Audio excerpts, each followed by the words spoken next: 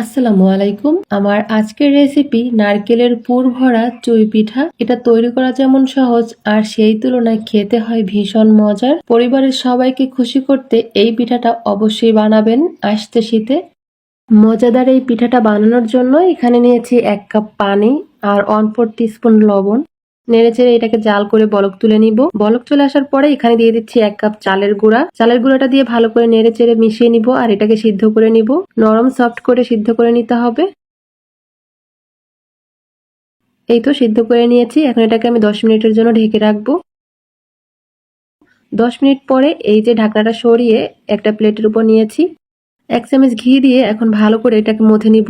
আর এগুলো এখন হালকা গরম আছে। গরম থাকা অবস্থায় মথে নিলে ডোটা অনেক সফট হয়।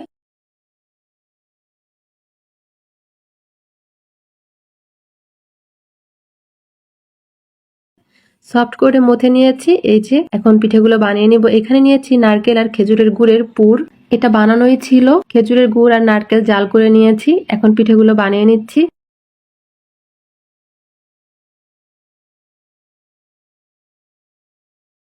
এই যে একটা লেচি এইভাবে চ্যাপ্টা করে নিয়েছি আর তার মধ্যে কিছুটা নারকেলের পুর দিয়ে এইভাবে মুখটাকে ভালো করে আটকে দিয়েছি। তারপরে হাত দিয়ে এভাবে ডলে এই যে একটা পিঠে বানিয়ে নিয়েছি। আরো পিঠে বানিয়ে দেখাচ্ছি।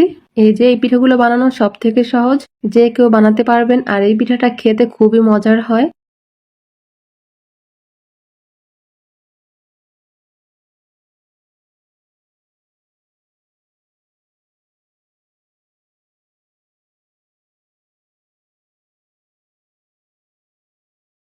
সবগুলো পিঠে বানিয়ে নিয়েছি আর দেখতেও কিন্তু খুব সুন্দর লাগছে।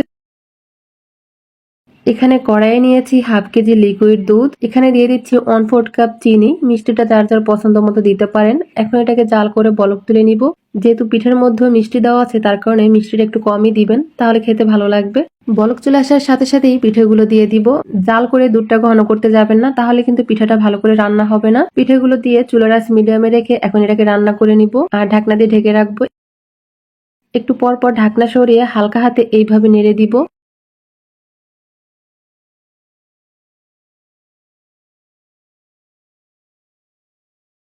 1 চিমটি পরিমাণ লবণ দিয়ে দিলাম। মিষ্টি পিঠায় লবণ দিলে খেতে কিন্তু ভালো লাগে।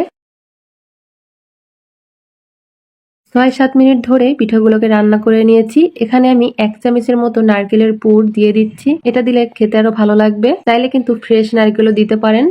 এই তো পিঠেগুলো রান্না হয়ে গিয়েছে। এখন আমি নামিয়ে নিব আর আপনাদের গরম গরম পরিবেশন করে দেখাচ্ছি। এই যে একটা পিঠাও ভেঙে যায়নি, সবগুলো পিঠা আলাম রয়েছে আর কতটা লোভনীয় লাগছে। এই পিঠাগুলো ঠান্ডা হওয়ার পরেও শক্ত হবে না, এরকমের নরম তুলতুলে থাকবে। পিঠেগুলো কেটে শেয়ার করছি। এই যে ভিতরে নারকেলের পুর দিয়ে ভরপুর। একটা শেষ হওয়ার আগে আরো একটা মুখে দিবেন। এটা এতটা মজার, খুবই সহজে অল্প উপকরণে ঝটপট বানিয়ে দেখালাম মজাদার চুই পিঠা। রেসিপি ভালো লাগলে অবশ্যই একবার এই শীতে তৈরি করবেন। আশা করি সবার কাছে খেতে খুব ভালো লাগবে।